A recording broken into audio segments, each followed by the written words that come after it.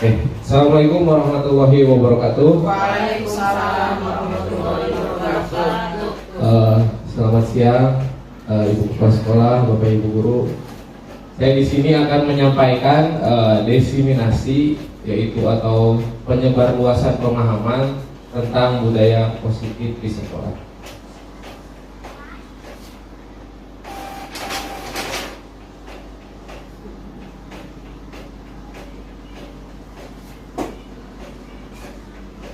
Latar belakang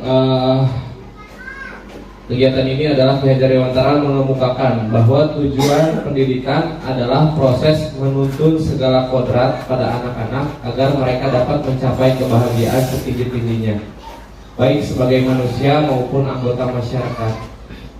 Oleh karena itu, dalam proses menuntun, guru harus berpijak pada nilai dan peran guru sehingga dapat menghantarkan peserta didik menuju nilai-nilai profil pelajar Pancasila.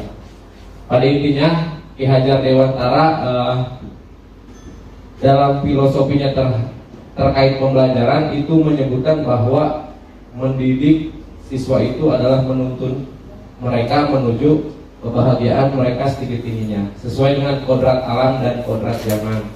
Kodrat alam itu minat dan bakat pada siswanya. Kodrat zaman itu mengikuti perkembangan zaman, salah satunya teknologi. Selanjutnya, tujuan aksi nyata saya dalam diseminasi ini, yang pertama, menerapkan disiplin positif yang merupakan kunci terwujudnya budaya positif, menumbuhkan motivasi intrinsik pada diri peserta didik untuk menerapkan nilai-nilai kebajikan, membentuk karakter positif yang ada pada peserta didik melalui pembiasaan dan keteladanan yang ditunjukkan semua warga sekolah, mewujudkan merdeka belajar yang sesungguhnya. Selanjutnya, ini tolak ukurnya, diantaranya peserta didik dapat menerapkan keyakinan kelas, yang insya Allah setiap kelas di SD Cilayung sudah mulai menerapkan keyakinan kelas melalui kesepakatan kelas yang dibuat bersama-sama. Selanjutnya, tentu selain membuat juga menerapkannya dan mengaplikasikannya dengan penuh kesadaran tanpa tekanan, paksaan, hukuman atau penghargaan. Kalau di kurikulum Merdeka, hukuman dan paksaan itu tidak boleh, Pak, karena siswa akan melakukan sesuatu karena ada sesuatu, seperti itu. Jadi kalau nanti ada restitusi, kalau restitusi itu mengajarkan siswa untuk melakukan sesuatu atas kesadaran dirinya sendiri. Ini lini masa tindakannya, melakukan komunikasi dengan kepala sekolah, tentunya berkolaborasi juga dengan rekan sejawat tentang pemahaman budaya positif ini. Semoga apa yang saya sampaikan dapat bermanfaat. Nah, langsung saja ke penyebaran pemahaman rekan guru di SDN Cilayung. Nah, konsep inti budaya positif ada 7. Yang pertama, perubahan paradigma belajar. Yang kedua, disiplin positif, motivasi perilaku manusia, kebutuhan dasar manusia, posisi kontrol atau restitusi, keyakinan kelas, dan segitiga restitusi. Jadi ini materi yang akan saya sampaikan pada kesempatan ini. Yang pertama, pembelajaran dengan paradigma baru. Pembelajaran dengan paradigma baru yaitu pembelajaran yang berorientasi pada penguatan kompetensi dan pengembangan karakter yang sesuai dengan dimensi profil pelajar Pancasila dengan memfokuskan peserta didik sebagai pusat dalam kegiatan pembelajaran. Pada intinya sama saja dengan kurikulum 2013, yaitu pembelajaran harus berpusat pada peserta didik. Kalau di sini bahasanya berpihak pada peserta didik. Selanjutnya, lanjut ke disiplin positif. Disiplin positif adalah suatu cara penerapan disiplin yang bertujuan menumbuhkan kesadaran serta memberdayakan anak untuk melakukan sesuatu tanpa sogokan, ancaman maupun hukuman dalam praktiknya. Tadi hukuman, jadi reward and punishment, hadiah atau hukuman tuh di dalam paradigma baru itu tidak boleh, ya. Pertama, siswa akan melakukan sesuatu karena ancaman kalau dihukum. Yang kedua, siswa melakukan sesuatu karena ada iming-iming. Nah. Karena ada iming-iming, siswa mampu melakukan sesuatu. Jadi kalau tidak ada iming-iming, motivasinya tidak ada. Kalau menggunakan punishment and reward. Selanjutnya, penerapannya membutuhkan kesepakatan dan peraturan yang dijalankan dengan konsisten secara pengendalian emosi yang baik. Nah, ini motivasi siswa melakukan sesuatu atau berperilaku, atau manusia melakukan sesuatu. Yang pertama, motivasi menghindari ketidaknyamanan atau hukuman. Tadi kalau bentuknya hukuman, siswa melakukan sesuatu karena ada hukuman. Yang kedua, motivasi mendapatkan imbalan. Jadi siswa melakukan sesuatu kalau diberi imbalan, diiming-imingi hadiah. Kalau tidak ada hadiah, tidak melakukan tugasnya.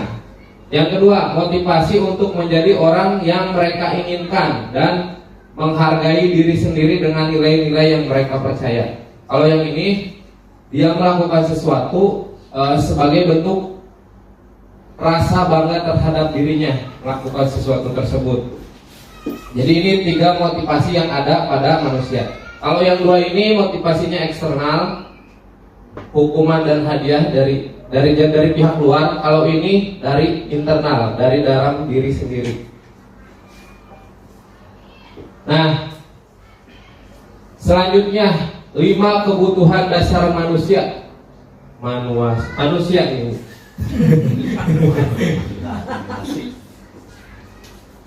5 kebutuhan dasar manusia. Coba kebutuhan wajib apa saja, Bu? Uang. Terus makan. Terus baju pakaian, skincare. Ya. Nah, kalau di sini ada 5 kebutuhan dasar manusia. Yang pertama, kebutuhan untuk bertahan hidup. Tadi sandang, pangan, papan itu masuknya ke dalam kebutuhan untuk bertahan hidup. Selanjutnya, kebutuhan kasih sayang dan rasa diterima. Kasih sayang dari orang tua, suami, istri, pacar, dan rasa diterima. Rasa diterima tadi aku, ya Pak. Kamu tadi aku makan. Mual tumbuh kasih sayang. Ada rasa perhatian gitu. Betul, Pak. Jadi siswa pun sama. Siswa dalam dirinya membutuhkan kasih sayang dan rasa diterima, baik oleh gurunya maupun oleh teman-temannya di dalam kelas. Jadi kenapa sekarang tidak boleh ada bully? Ya ini berhubungannya dengan kasih sayang dan rasa diterima. Selanjutnya, kebutuhan penguasaan atau pengakuan. Kalau pengakuan ini berbentuk penghargaan baik secara formal ataupun tidak formal. Intinya pasti setiap manusia butuh pengakuan dari orang lain. Itu sifat dasar manusia kalau di sini. Intinya kita butuh validasi eksternal. Ya Bu, setiap prestasi kita butuh dihargai. Yang kedua, kebutuhan kebebasan pilihan. Nah ini kenapa Merdeka Belajar? Karena siswa itu memiliki kebutuhan kebebasan, pilihan mereka, pilihan bakat, pilihan minatnya mau eskul apa, pilihan gaya belajarnya mau seperti apa. Ini erat kaitannya dengan kebutuhan ini. Dan yang terakhir, kebutuhan kesenangan atau rasa senang. Untuk yang kelima ini tentunya harus diciptakan melalui pembelajaran yang menyenangkan. Pembelajaran yang menyenangkan berbagai macam caranya. Misalnya Bu Yati sama Bu Dian suka ice breaking, Bu Acih dengan semangatnya, Bu Yus dengan nyanyiannya.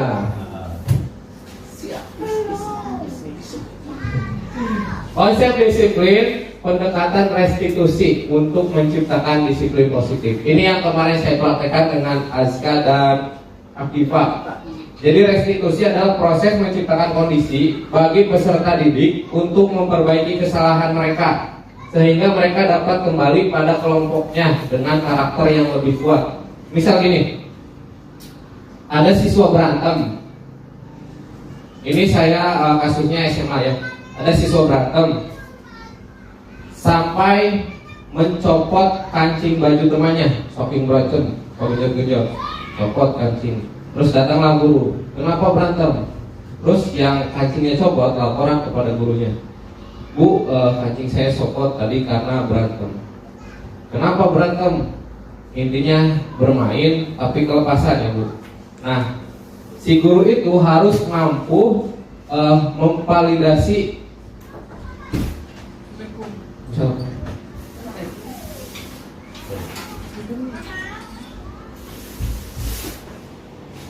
Ya.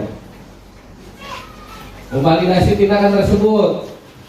Nah, menanya kepada siswa yang menjadi korban tadi yang kancingnya copot. Dia ditanya, Bu, saya kalau sampai rumah kancing saya tidak diperbaiki akan dimarahi oleh orang tua. Jadi siswa dan murid diperbaiki. Bagaimana nih solusinya? Si siswa misalnya menjawab, kalau dilem bagaimana Bu? Tidak mungkin, kalau dilem pasti akan copot, harus dijahit. Bagaimana? Saya tidak bisa menjahit, si gurunya mengajari menjahit.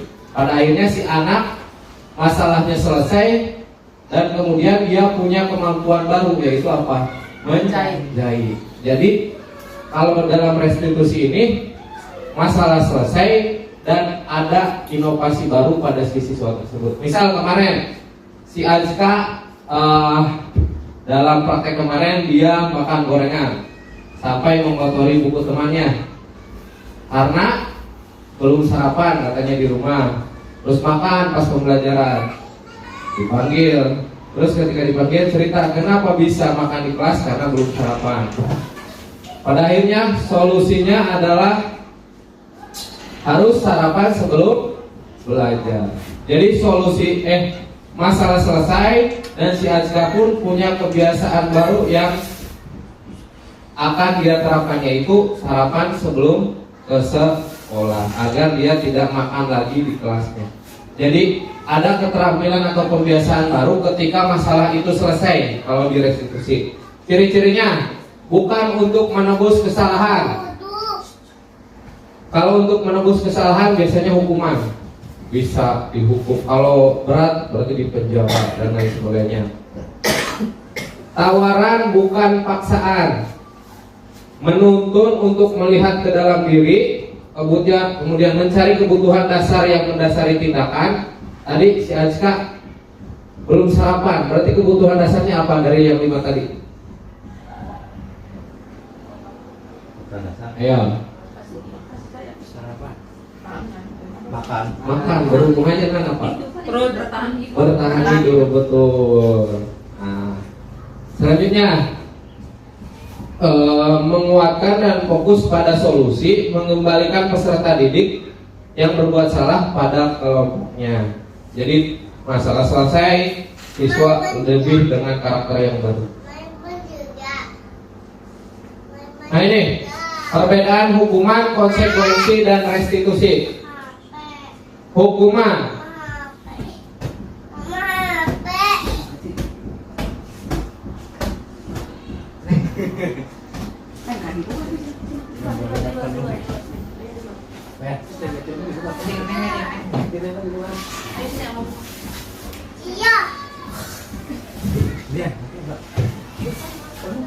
habis memori Pak.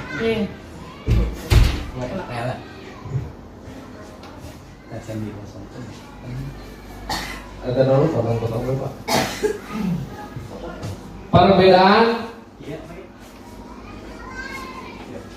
Perbedaan hukuman, konsekuensi dan restitusi. Hukuman tadi bersifat terencana atau tiba-tiba. Anak tidak tahu, misalnya tiba-tiba ada saja peraturan di kelas dan ada saja sanksi yang harus diterima. Anak atau peserta didik tidak tahu apa yang akan terjadi dan tidak dilibatkan. Kalau hukuman ini bersifat tadi ancaman. Konsekuensi sudah terencana, sudah disepakati, sudah dibahas dan disetujui oleh peserta didik dan guru. Umumnya bentuk-bentuk konsekuensi dibuat oleh pihak guru dan peserta didik sudah mengetahuinya. Kalau ini penyempurnaan dari hukuman. Kalau konsekuensi ada proses belajarnya dari misalnya kesepakatan kelas, siswa tetap dilibatkan. Nah, kalau restitusi suatu proses pendekatan dengan cara berdiskusi atau berdialog yang dijalankan pendidik agar dapat menghasilkan peserta didik yang mandiri, bertanggung jawab sehingga dapat kembali pada kelompoknya dengan karakter yang lebih kuat. Kalau ini bersifat saklek lah kalau bahasa Sundanya. Kalau ini ada proses belajarnya, kalau ini ada solusinya. Kalau ini cuma sampai belajar, kalau sini siswa diajak untuk menemukan solusi atas permasalahannya. Nah, 5 posisi kontrol guru. Nih, saya juga baru belajar sama dan baru mengetahui ternyata posisi kontrol guru itu ada 5. Yang pertama sebagai penghukum, yang kedua pembuat rasa bersalah, yang ketiga teman, yang keempat pemantau, dan yang terakhir manajer. Direct manajer di sini. Kita coba lihat. Mari tebak posisi kontrolnya. Ini ada kalimat patuhi aturan saya atau awas. Kira-kira posisi kontrolnya apa ini? Memantau. Ada lagi? Penghukum. Ada jawaban lain? Awas, patuhi aturan saya atau awas. Ini bersifat mengancam. Berarti posisi kontrolnya tadi ada 5. Balik lagi. Penghukum, pembuat rasa bersalah, teman, pemantau atau manajer. Nih, cakap kalimat pertama. Patuhi aturan saya. Patuhi aturan saya atau awas. Awas ancaman ya. Berarti posisi kontrolnya menghukum. Kita lihat. Tuh, tepuk tangan. Kalimat kedua. Ibu sangat kecewa sekali dengan kamu. Membuat rasa bersalah. Ada yang lain? Sama? Sepakat? Kita lihat jawabannya. Tuh, tepuk tangan lagi. Ini yang ketiga. Coba, Panju, Pak. Ya sudah, kali ini tidak apa-apa. Nanti ibu bantu bereskan. Pemantau. Ada 5 kan? Tadi ingat penghukum, pembuat rasa bersalah, teman, pemantau atau manajer. Memantau. Pemantau. Yang lain? Manajer. Manajer. Yang lain? Teman. Coba kita lihat ya. Teman. Teman.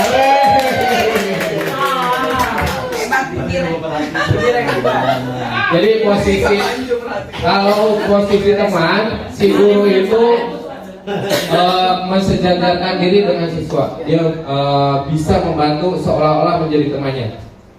Ini salah satu contoh kalimat yang dikeluarkan oleh guru yang bersifat teman atau posisi kontrol teman. Terakhir, sanksi atau konsekuensinya apa? Sanksi atau konsekuensinya apa? Bertanya si guru. Manajer. Pengontrol. Pemantau. Pemantau. Pemantau. Ya, pemantau. Kita coba lihat. Iya. Dan yang terakhir, jika kamu meyakininya, kamu bersedia memperbaikinya. Manajer. Nah, kenapa manajer posisinya selalu tinggi ya Bu? Karena dia juga harus membantu bawahannya kalau di perusahaan ya untuk menemukan solusi di perusahaannya. Jadi sama di sekolah juga, dia menuntut siswanya untuk menemukan solusi, memperbaiki permasalahannya. Kebanyakan ini kalau di restitusi ya, jadi posisi guru sebagai manajer. Nah, keyakinan kelas, alhamdulillah di SD Cipayung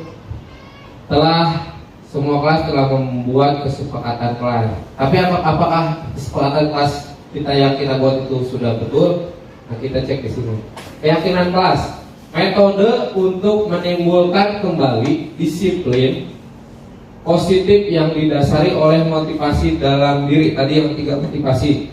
Keyakinan kelas merupakan kesepakatan kelas yang diyakini bersama oleh guru dan peserta didik selama proses pembelajaran. Cara merumuskan keyakinan kelas, ini caranya Bu. Guru meminta semua peserta didik untuk menuliskan apa saja aturan yang perlu disepakati di kelas. Betul, seperti ini caranya yang sudah dilakukan. Yang kedua, aturan yang telah ditulis kemudian dirubah menjadi kalimat positif. Ciri-ciri kalimat positif, tidak boleh ada kata tidak, jangan, itu kata-kata negatif ya Bu. Nah, tentukan nilai kebajikan dari masing-masing kalimat positif tersebut.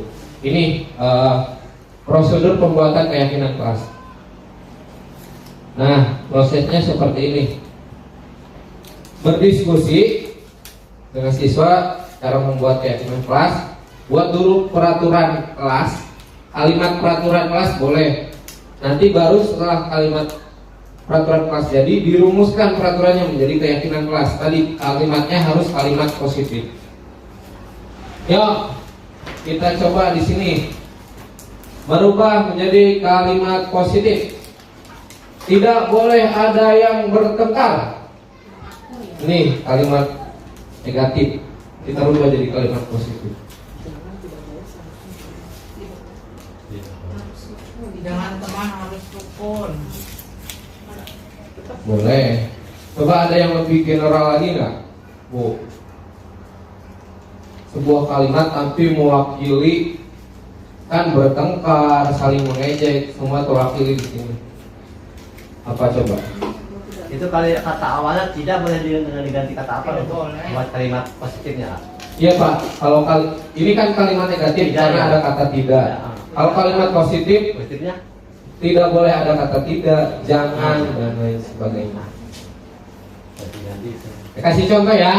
Iya. Yang pertama, Jagalah. menjaga ketertiban kelas misalnya. Jadi yang berantem tidak boleh, yang membuli tidak boleh dan lain sebagainya. Yang ribut tidak boleh.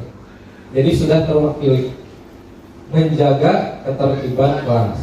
Yang kedua, coba kita rumuskan. Tidak boleh buang sampah sembarangan. Jagalah Buang kebersihan. cintailah kebersihannya. Jagalah kebersihan. Jagalah kebersihan. Bisa, oke, bisa.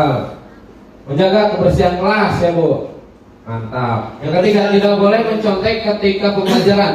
Budayakan kejujuran. Tepuk tangan untuk beliau. Boleh. Budayakan kejujuran atau menjunjung tinggi kejujuran. Tidak boleh datang terlambat. Datang tepat waktu. Tepuk tangan buat dia. Kalau tidak boleh datang terlambat, berhubungannya dengan sifat apa coba? Rajin. Disiplin. Berarti menjunjung tinggi kedisiplinan. Oke, itu. Jadi boleh kalimat ini kan kalimat peraturan. Ya, kalau seperti ini otomatis yang melanggar dihukum. Kalau kesepakatan kelas kalimatnya positif. Jadi siswa diajak untuk memiliki sugesti positif, ya. Selanjutnya ini segitiga restitusi. Ada 3 tahap pada segitiga restitusi. Pertama, menstabilkan identitas. Kita semua akan melakukan hal yang terbaik yang bisa kita lakukan. Berbuat salah itu tidak apa-apa, tidak ada manusia yang sempurna. Ini menstabilkan identitas. Ciri-cirinya seperti ini. Yang kedua, validasi tindakan yang salah. Jadi di sini guru menanyakan alasan siswa melakukan tindakan salahnya tersebut apa. Yang ketiga, menanyakan keyakinan. Tanya, kita semua punya keyakinan kelas tidak? Nah, apa yang kamu lakukan itu kira-kira tidak mengindahkan keyakinan kelas yang mana? Dan setelah ini beres, dicari solusi atas masalahnya. Itu adalah segitiga restitusi. Kita sebetulnya, saya juga pribadi sebelum mengenal segitiga restitusi ini, mungkin telah melaksanakannya, tapi tidak penuh menjadi segitiga. Bisa jadi hanya menjadi sudut kumpul, lancip, sudut lancip, ya. Bisa jadi hanya garis miring, ya.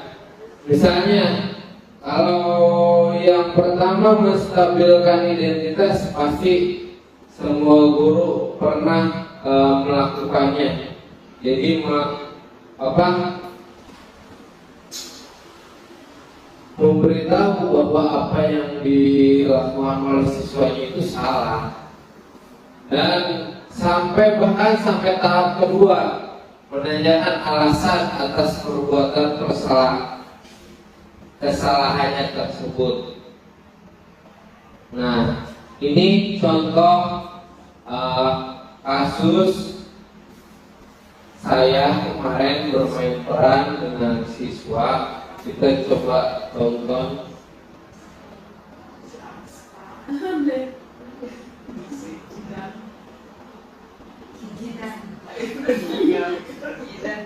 Masalah orang Cina pas nonton di YouTube ada ini.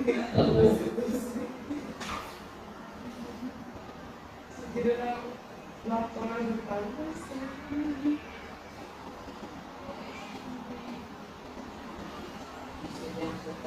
Bisa. Tuh, dia topinya dibalikin.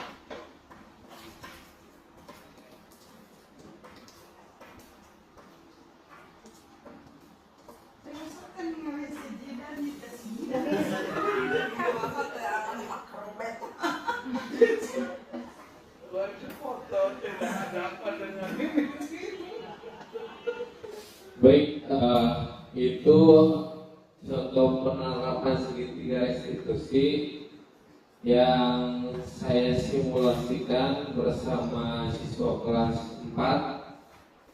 Semoga dapat memberi gambaran apa itu restitusi, tahapannya seperti apa. Ada 3 tadi. Yang pertama apa?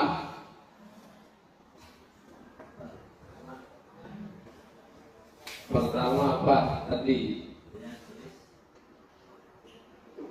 Nah, menstabilkan identitas. Yang kedua, validasi tindakan yang salah. Yang ketiga, menanyakan keyakinan. Menstabilkan, memvalidasi tindakan yang salah, dan menanyakan keyakinan kelas. Ini segitiga restitusi. Validasi tindakan yang salah, menanyakan keyakinan, menstabilkan identitas.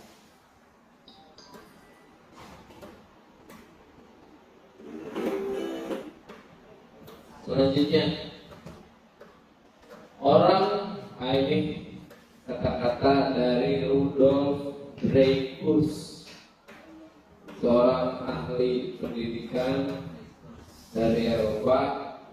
Dia mengeluarkan statement bahwa orang tua dan guru tidak bisa lagi berfungsi sebagai bos, tetapi mereka harus memperoleh keterampilan menjadi pemimpin yang demokrasi. sehingga pembelajaran yang merdeka dapat terwujud dan kita tidak lagi memaksakan kehendak kita kepada siswa, tapi siswa tadi ada kebutuhan dasar. 5 kebutuhan dasar apa? 1, kebutuhan bertahan hidup. Yang kedua, kasih sayang dan rasa diterima. Yang ketiga, penguasaan. Yang keempat, kebebasan. Yang kelima, Rasa senang. rasa senang. Ya. Mantap. Saya kira itu yang bisa saya sampaikan pada diseminasi menyebar luaskan pemahaman tentang budaya positif. Semoga SD Cilayu menjadi SD yang berbudaya positif, yang menjunjung tinggi nilai disiplin positif, dan dapat menerapkan pembelajaran dengan paradigma baru. Tepuk tangan dulu untuk kita semua. Ditutup. Wassalamualaikum warahmatullahi wabarakatuh. Nah, kalau di sini ada 5 kebutuhan dasar manusia. Yang pertama, kebutuhan untuk bertahan hidup. Tadi sandang, pangan, papan itu masuknya ke dalam kebutuhan untuk bertahan hidup. Selanjutnya, kebutuhan kasih sayang dan rasa diterima.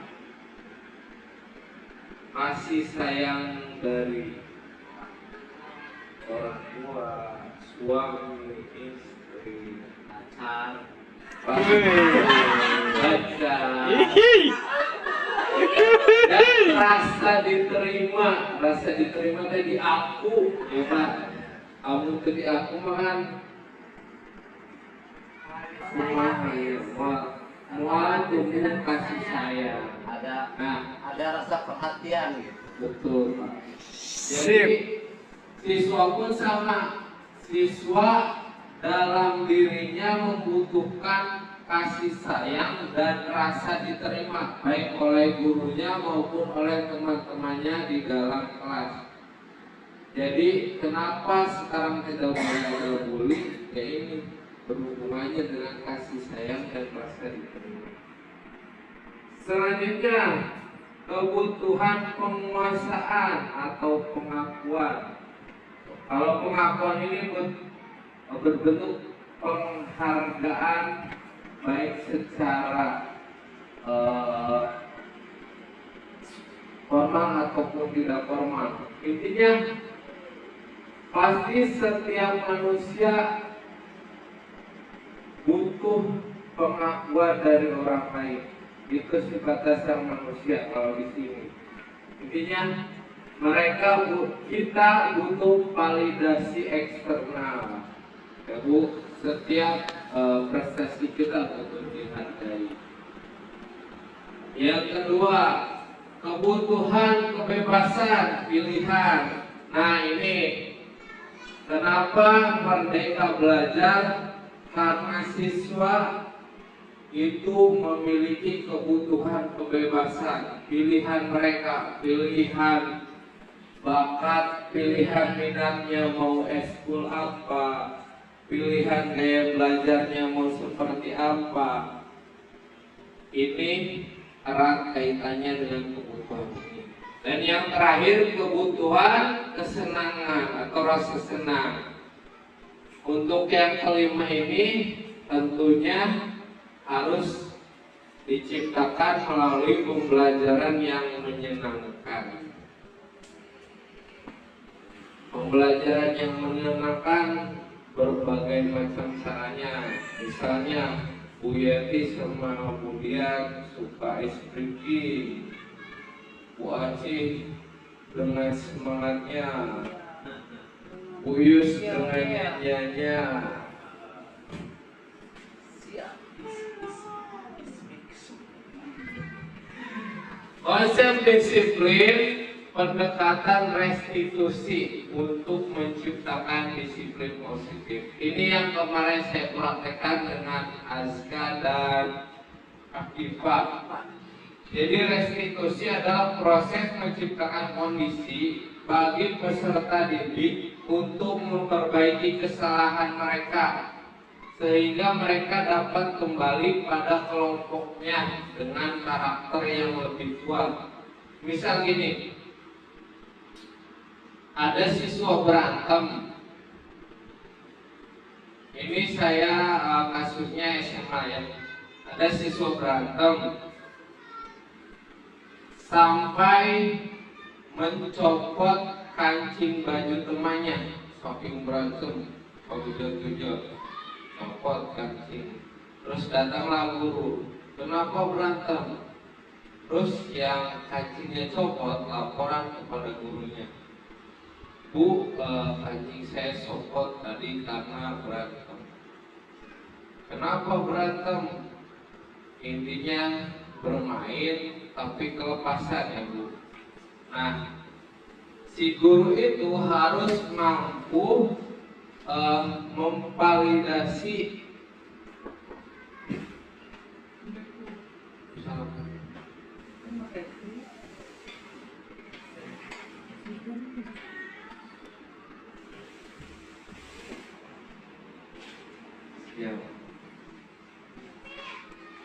memvalidasi tindakan tersebut. Nah, menanya kepada siswa yang menjadi korban tadi yang kancingnya copot. Dia ditanya, Bu, saya kalau sampai rumah kancing saya tidak diperbaiki akan dimarahi oleh orang tua. Jadi siswa dan murid diperbaiki. Bagaimana nih solusinya? Si siswa misalnya menjawab, kalau dilem bagaimana Bu? Tidak mungkin, kalau dilem pasti akan copot, harus dijahit. Bagaimana? Saya tidak bisa menjahit, si gurunya mengajari menjahit. Pada akhirnya si anak masalahnya selesai dan kemudian dia punya kemampuan baru, yaitu apa? Menjahit. Jadi kalau dalam restitusi ini masalah selesai dan ada inovasi baru pada si siswa tersebut. Misal kemarin si Azka dalam praktek kemarin dia makan gorengan sampai mengotori buku temannya karena belum sarapan katanya di rumah. Terus makan pas pembelajaran, dipanggil. Terus ketika dipanggil cerita kenapa bisa makan di kelas karena belum sarapan. Pada akhirnya solusinya adalah harus sarapan sebelum belajar. Jadi solusi masalah selesai dan si Azka pun punya kebiasaan baru yang akan dia terapkan, yaitu sarapan sebelum ke sekolah agar dia tidak makan lagi di kelasnya. Jadi ada keterampilan atau kebiasaan baru ketika masalah itu selesai kalau direstitusi. Ciri-cirinya bukan untuk menebus kesalahan. Kalau untuk menebus kesalahan biasanya hukuman, bisa dihukum. Kalau berat berarti dipenjara dan lain sebagainya. Tawaran bukan paksaan. Menuntun untuk melihat ke dalam diri, kemudian mencari kebutuhan dasar yang mendasari tindakan. Tadi si Azka belum sarapan, berarti kebutuhan dasarnya apa dari yang 5 tadi?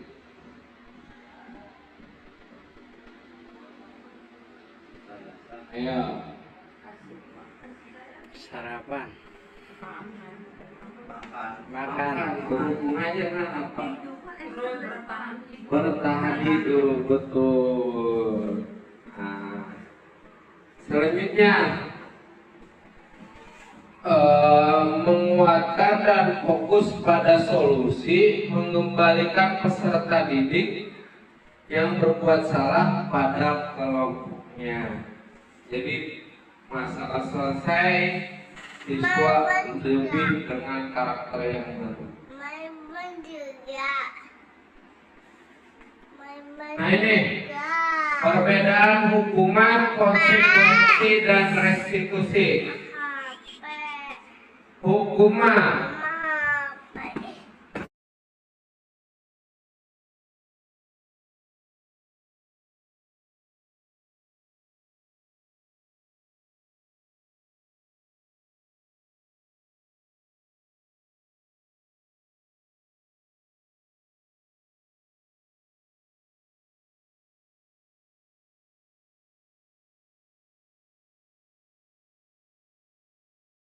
Ke grup seperti apa, jangan sekali ini kelas 4 kan sudah tahu nih, dari kelas 4 seperti ini tadi sudah disampaikan.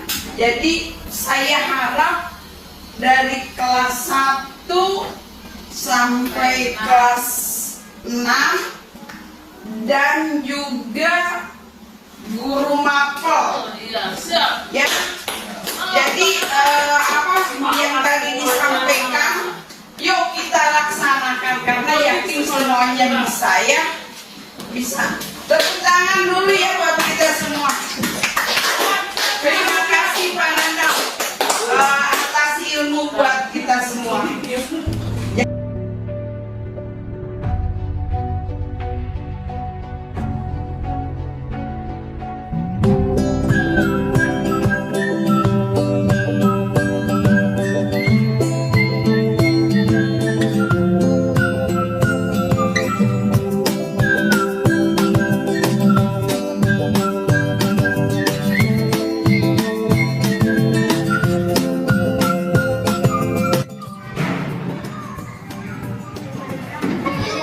Pak, Aska makan di kelas, minyaknya kena buku aku. Buku aku jadi kotor. selamat pagi Aska. Ya selamat pagi juga Pak. Bapak tadi ada dapat laporan dan teman bukunya kotor kena minyak dari gorengan yang Aska makan tadi, betul? Betul Pak. Kira-kira perbuatan itu salah nggak ya? Salah Pak. Ada kan yang teman-teman kamu betul tidak sampai gurunya korban. Nah, sekarang Bapak tanya, kenapa sih Aska bisa makan di kelas ketika pembelajaran? Soalnya Pak belum sarapan di rumah. Nah, tapi menurut Aska perbuatan Aska tadi salah kan ya? Kurang tepat. Salah Pak. Nah, kira-kira agar Aska tidak makan lagi di kelas dan tidak mengganggu temannya harus apa ya? Harus nama kepada temannya Pak. Terus? Terus nanti sarapan di rumah. Nah, sarapan di rumah. Jadi kalau udah sarapan kan Aska siap untuk belajar, betul. Terus nanti bisa makan lagi pas istri. Raha. Oke, kira-kira kita di kelas punya keyakinan kelas nggak? Punya Pak. Oh, nah kalau gitu tadi perbuatan Aska itu tidak mengindahkan keyakinan kelas yang mana? Ketertiban kelas. Oh, menjaga ketertiban kelas ya. Berarti kan itu sudah tidak sudah mengganggu ketertiban kelas ya, karena ada teman yang tadi bukunya kotor sampai pembelajarannya terganggu, betul? Betul, Pak. Nanti sudah tadi ada solusinya bahwa Aska harus sarapan dulu sebelum berangkat Sekolah sekolah agar kejadian ini tidak terulang lagi. Iya. Oke, sekarang Aska boleh istirahat, boleh makan. Kalau jam istirahat tuh boleh makan, oke? Oke, Pak. Ya. Nanti minta maaf ke temannya ya. Iya, Pak. Oke.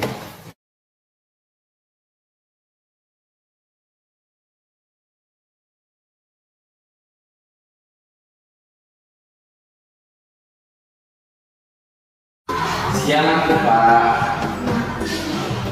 Nah, tadi Bapak lihat ketika ulangan bahasa Indonesia, Akifah mencontek ketemunya betul.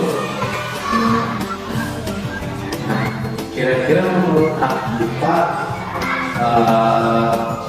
perbuatan tersebut salah atau tidak? Kenapa?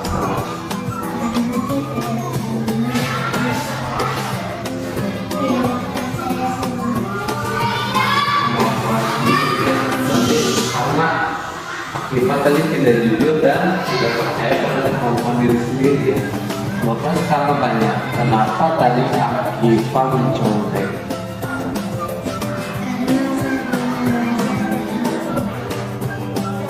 Karena belum belajar, jadi tidak tahu materinya ya.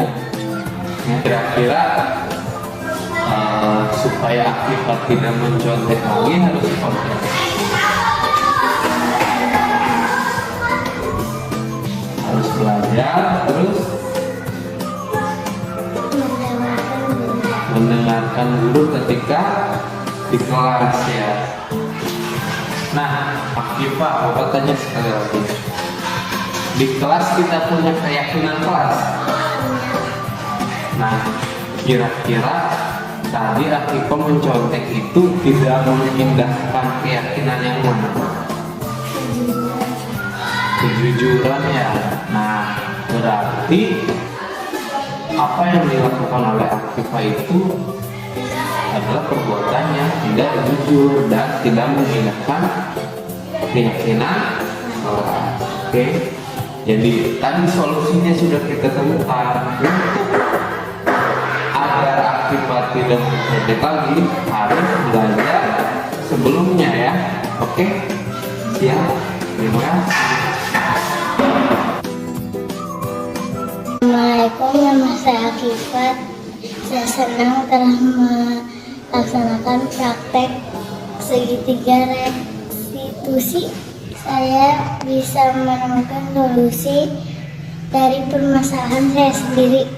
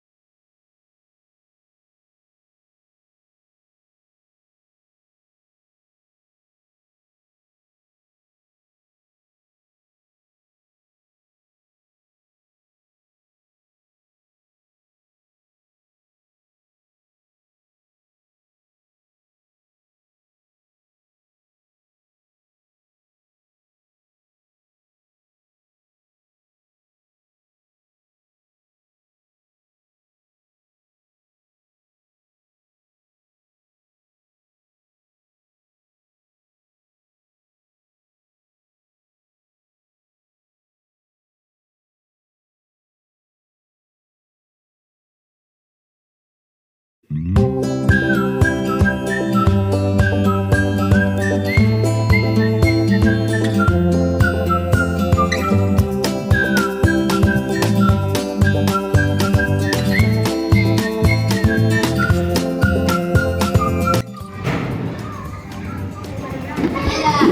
Aska makan di kelas, minyaknya kena buku aku. Buku aku jadi kotor. Selamat pagi Aska.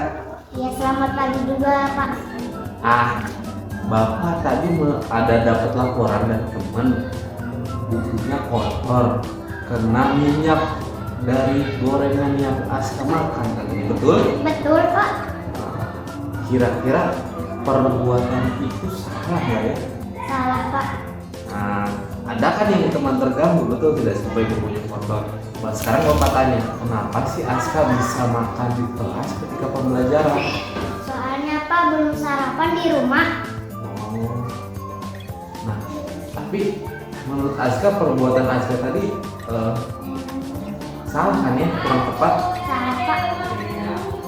Nah, kira-kira agar Aska tidak makan lagi di kelas dan tidak mengganggu temannya harus apa ya? Harus maaf kepada temannya Pak. Terus nanti sarapan di rumah. Nah, sarapan di rumah. Jadi kalau udah sarapan kan Aska siap untuk belajar, betul. Terus nanti bisa makan lagi pas istri Rahat. Oke, kira-kira kita di kelas punya keyakinan kelas nggak? Punya Pak. Oh, nah kalau gitu tadi perbuatan Aska itu tidak mengindahkan keyakinan kelas yang mana? Ketertiban kelas. Oh, menjaga ketertiban kelas ya. Nah, berarti kan itu sudah tidak sudah mengganggu ketertiban kelas ya, karena ada teman yang tadi bukunya kotor sampai akhirnya pembelajarannya terganggu, betul? Betul Pak. Nanti sudah tadi ada solusinya bahwa Aska harus sarapan dulu sebelum berangkat Sekolah. agar kejadian ini tidak terulang Bagi. Iya. Oke, sekarang Aska boleh istirahat, boleh makan. Kalau jam istirahat tuh boleh makan, oke? Oke Pak. Ya. Nanti minta maaf ke temannya ya. Iya Pak. Oke.